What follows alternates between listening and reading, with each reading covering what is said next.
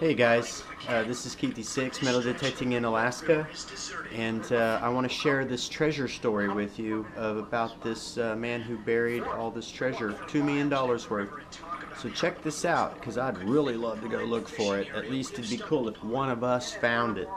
So check out this story and leave a comment and let me know what you think.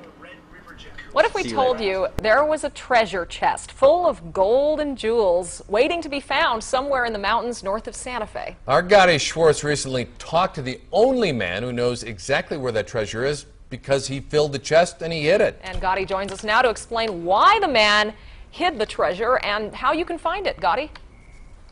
Forest Fenn has been collecting precious items for decades. For him, the best part has always been the thrill of the chase, and now he has filled the chest with some of his most precious items, and he's issuing a challenge. Find the treasure chest, and it's yours. On any given day in downtown Santa Fe, people walk by the only place where the key to a $2 million treasure sits on a bookshelf. The author, Forest Fenn, is a legend in the Santa Fe art world. I'm interested in nearly everything, and I'm easily occupied. Now just north of 81 years old, Fenn, who says there is an Indiana Jones in all of us, is collecting something new. Here's one.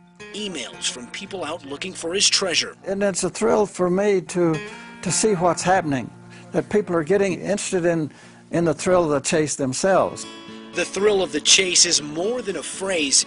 It's the title to the story of Fenn's life. He recounts falling in love with collecting, exploring, and fishing at an early age. I remember up in Yellowstone there were times when I could hardly wait to get out on the river to fish. And the chapters of his life read like an adventure novel. He joins the Air Force, flying fighter jets, getting shot down twice over Vietnam.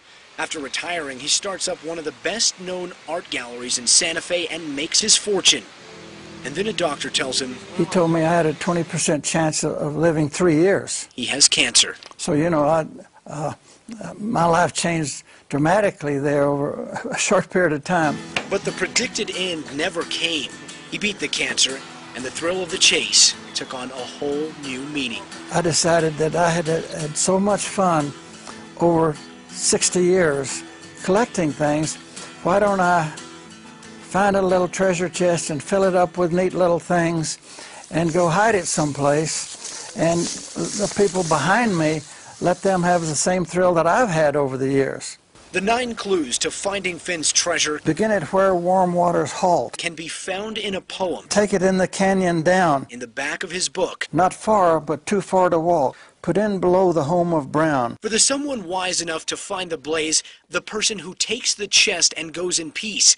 Inside the ancient box, they will discover 20 pounds of gold and jewelry containing diamonds, sapphires, rubies, and jade. And even though Fenn knows he may not be around for the discovery, that doesn't diminish his excitement a bit. So if somebody finds that thing 1,000 years from now or 10,000 years from now, that's going to be an interesting discovery.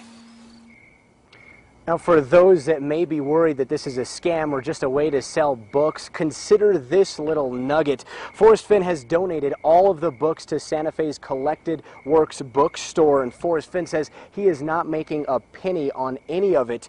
Now, some of that money is also going to help fight cancer. Tom? Gotti has certainly got our attention. Now, the gold and the jewels, what are they in? Well, they're actually in an ancient Romanesque lockbox. It weighs about 44 pounds, 45 pounds, give or take, so that's something to consider when you're out looking for this treasure. Well, I'm going to go out after this newscast. Is the treasure buried? Well, actually, that's something that everyone wants to say. It's a buried treasure. I don't think it's buried. I actually think he's very careful when he says stashed. I think it's underwater, but we're going to have more on that coming up. All right, thank you. Gotti Schwartz. Tomorrow night at 10, right? We're going to have a little more on that. Actually, Gotti thinks he might have some clues figured out. We're hoping to hear more. Yes, there is a treasure worth around $2 million just waiting to be found somewhere north of Santa Fe.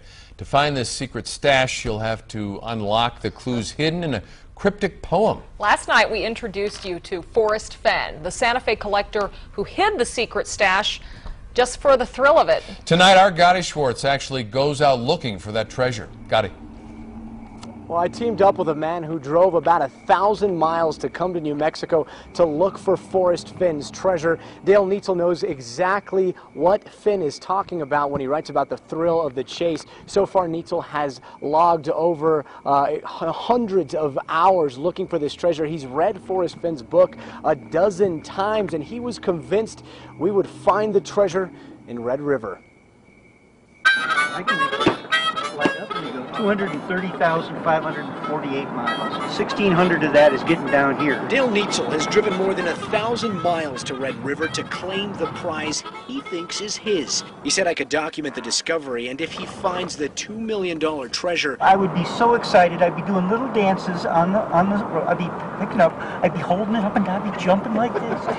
I joined Neitzel a day after he got to northern New Mexico. He had been scouting the area and revisiting Forest Fenn's poem for clues. I'm having a blast. It's like working a puzzle. Put in below the home of Brown. But is that a color, a kind of trout, or a last name? This big old place, brand new, says Brown.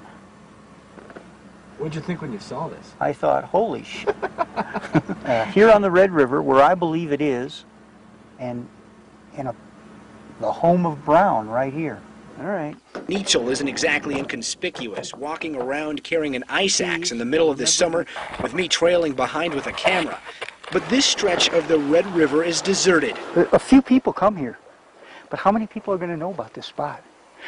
Forest, maybe. We walk for miles down the river and talk about how the clues in the poem could fit the prime fishing area we have stumbled upon. Begin at where warm waters halt. It's a stretch, but Neitzel says this is where there are no more Red River jacuzzis. The last of these vacation hot tubs. So check. And take it in the canyon down. Looks like a canyon to us. Not far, but too far to walk. We're not really walking, it's more like slogging. From there, it's no place for the meek. The end is ever drawing nigh. There'll be no paddle up your creek. Just heavy loads and water high. Finally, we get to the spot where Neitzel thinks the treasure is hidden.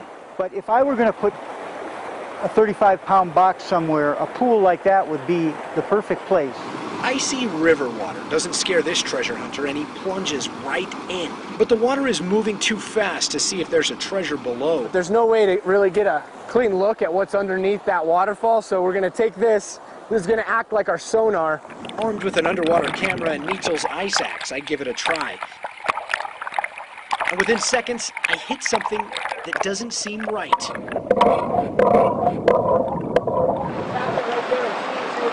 Moments later, we are both groping around freezing water, trying to grasp at whatever is making that hollow sound.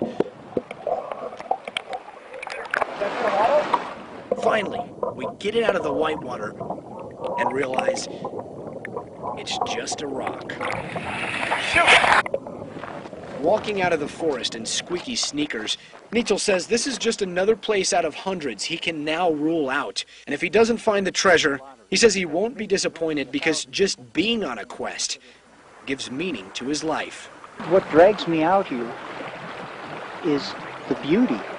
I'm seeing places I never would have seen. Now, if you want to hunt for the Forest Fenn treasure, we have put together a treasure hunting resource page at KOB.com. And if you're thinking about going out and searching for this treasure, here is another little hint. Forest Fenn has told me just because he said it's in the mountains north of Santa Fe doesn't mean it's in New Mexico. The mountains in Alaska are north of Santa Fe. Tom, back to you. Wow, I think I know somebody in Alaska. Man, we need to find that treasure.